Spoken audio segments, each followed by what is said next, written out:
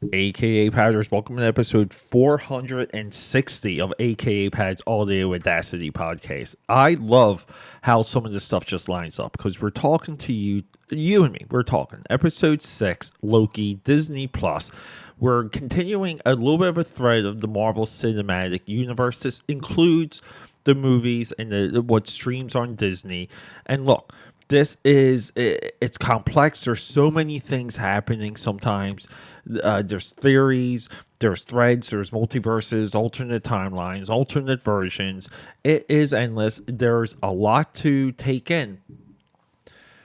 I don't know. I guess I'm a little bit of your host for the next few episodes. Next episode, we're going to have Spider-Man No Way Home, Far From Home, Trying to Go Home. Jeez, I really dislike those subtitles for the MCU Spider-Man movies. And then we're going to do Doctor Strange Multiverse of Madness. Now, I'm going to throw in a Sony block as well. We're going to do Venom, Maximum Venom, Carnage, Venom 2, Let There Be Carnage. And we're going to do Mobius because Mobius just dropped digitally. And I guess I'll announce. I'm going to push hard. We're going to do 9 o'clock and 9 o'clock. We're going to drop 2 episodes of the AKA Pad Audio Audacity podcast at 9 a.m. and 9 p.m. We're going to go heavy with this. We're going to move it forward. We're going to not look back. Now, most likely, we'll be a little bit ahead episode count, meaning it might be a Friday, and I'm talking to you about Philly on a Friday. Oh, by the way, Philly is at a beautiful 80 degrees the last 2 days. And the city is alive. Shout out to the ladies. Oh my God. Shout out to some of the guys too, because I've seen so many good quads. And and this week I've already walked about 15 miles. Probably gonna be about 18 today, because I got another 3 miles in me. I'm going to see some good quads. So shout out to the Philly boys for some quads. But the ladies, hello. But yeah, so what is Loki episode 6? Why is it significant? Look, last episode I made a little bit of a mess up. I said I named a bunch of things and I said no one's looking forward to anything more of that. Now, I will say people are looking forward to more Loki. I believe they are looking forward to more Kate Bishop from Hawkeye because that cute girl is so freaking lovable. I love that actress, the girl from Bumblebee. I always forget her name. She's amazing. I love her in that.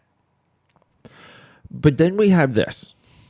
We have this awesome build-up into the Citadel at the end of time, existing in a no time zone, we can call it. The entire series, we've had 5 hours of a build up to this, and I didn't think the show was going to get to this point. I thought we were going to tease it at the end. This is where the MCU is fun, because it constantly makes you guess. And to catch you up on Loki, in Avengers Endgame, the time travel heist movie that I absolutely... it's so hard to watch. I've seen the Avengers Endgame at least 6 times now. And I love the beginning. I really do. I love the beginning of that movie. And everything else, it's like, I'll just watch Star Trek Next Generation. I really will.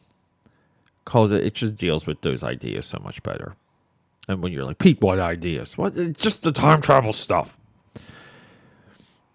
But Loki steals a Tesseract and transports himself out of a thread of time where he is to get apprehended and sent back to Asgard.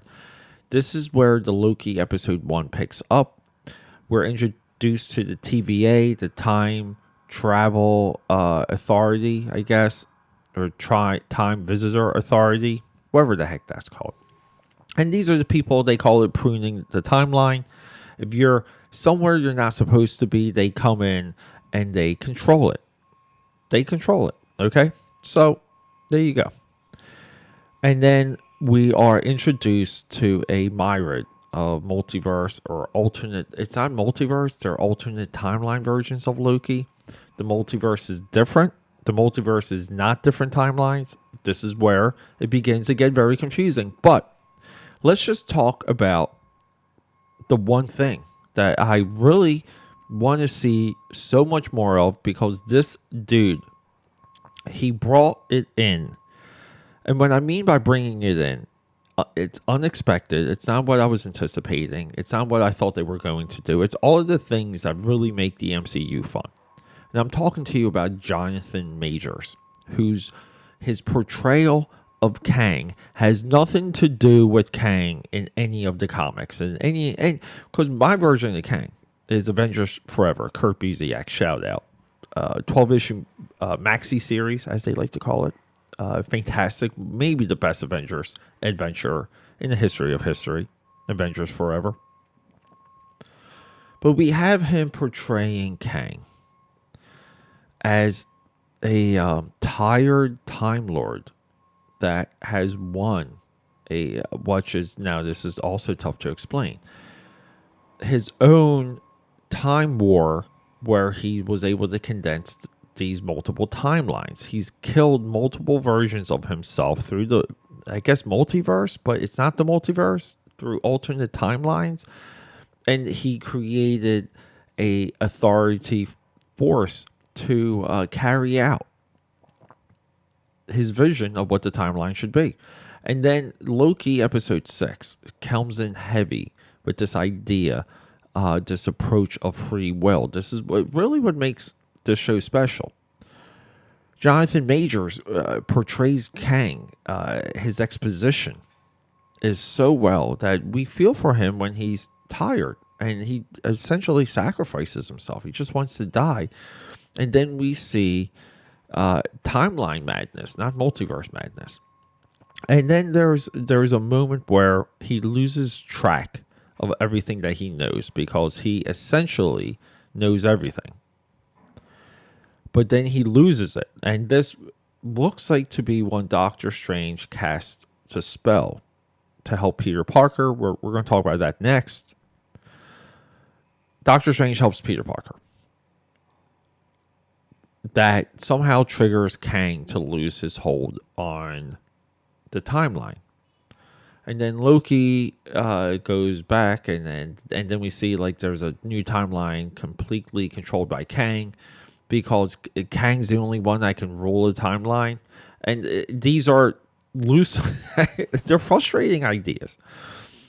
But within this episode, and I call it the best hour in the MCU because visually they go for it.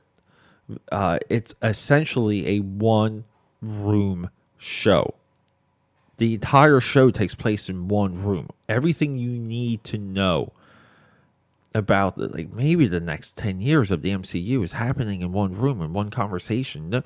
No special effects required. Now, given there's nothing but special effects in these shots. But there's none required. We're essentially watching a one-act play. And the idea that the Marvel Cinematic Universe, in all of its Granger? No,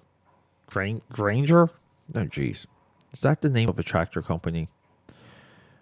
But everything that the MCU has, the height of the time heist, it boils down to a conversation amongst adults in chairs in a desk. And then we get the next move. Now, this is storytelling at its absolute height, at its absolute glory. I'm hoping this version of Jonathan Majors as Kang, I just want to see more of it, but I don't think so, because he shows up in next year, I think, in the next Paul Rudd movie, because Paul Rudd's a superhero in this universe. But it's interesting. I've seen the latest episode at least 4 times. Every single time I watch Loki episode 6, I am more and more into not the Marvel Cinematic Universe, not what they're doing next. I'm just into that episode. I'm in the moment. I can watch it and rewatch it and thoroughly, happily enjoy the shit out of it. So everyone, Loki episode 6. I just have to say it. It is the best hour. The best hour that the MCU has done because it's standalone. Now, look, you can argue an hour in Iron Man, an hour in Guardians of the Galaxy, an hour in Avengers Infinity War, like the last hour, maybe. I don't know. Like, that movie's just too good. But this is just collectively well intent. Like, the intent's there. I can kind of argue episode 1 of WandaVision 2 is just the way that it hooks you, the intent that it hooks you, the intrigue, the interest. It's really there. Now, look, the follow through, everything is follow through. Yeah, that's a quote from the movie The Aviator with DiCaprio, Scorsese, Katharine Hepburn. Ha ha ha ha ha. That's a good reference for you. But no, this is just nothing but science fiction comic book storytelling done perfectly on screen with the idea of one and done. We got to dump this stuff and we got to move on. Next issue, next episode.